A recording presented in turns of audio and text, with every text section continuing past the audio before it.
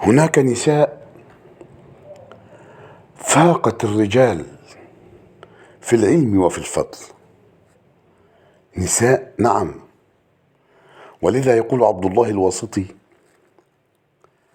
ذهبت إلى بيت الله الحرام فوقعت عيني على امرأة لا تتكلم إلا بالقرآن، فقال: والله لألقين عليها السلام.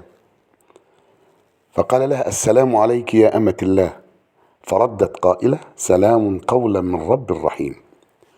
فقال لها: ما اسمك؟ قالت: واذكر في الكتاب مريم. أمتزوجة يا مريم؟ قالت: يا أيها الذين آمنوا لا تسألوا عن أشياء إن تبد لكم تسؤكم. فقال لها: أمعك أولاد؟ قالت: ويهب لمن يشاء الذكور. قال: وما أسماؤهم؟ قالت: واذكر في الكتاب إبراهيم واذكر في الكتاب موسى يا داود إنا جعلناك خليفة في الأرض. شغالين إيه أولادك؟ قالت: وعلامات وبالنجم هم يهتدون. فقال لها: فهل لك أن تركبي ناقتي هذه؟ قالت: وما تفعلوا من خير يعلمه الله. فلما أرادت الركوب قالت: قل للمؤمنين يغضوا من أبصارهم.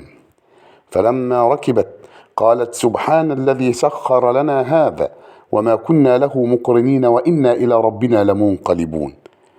فلما أرادت النزول قالت: رب أنزلني منزلا مباركا وأنت خير المنزلين. فقال لها: فهل لك أن تأكلي شيئا يا مريم؟ قالت: إني نذرت للرحمن صوما. وأخرجت نقودا من جيبها وقالت لأبنائها: ابعثوا أحدكم بورقكم هذه إلى المدينة فلينظر أيها أزكى طعاما فليأتكم برزق منه. فلما جلست على مائدة الطعام أصابها شيء من الرعب ومن الحزن، فقال لها عبد الله الواسطي: ما بك يا مريم؟ فقالت: وجاءت سكرة الموت بالحق. وفاضت روحها إلى الله، فرآها عبد الله الواسطي في رؤياه فسألها عن حالها: كيف حالك مع الله يا مريم؟ فقالت: إن المتقين في جنات ونهر في مقعد صدق عند مليك مقتدر.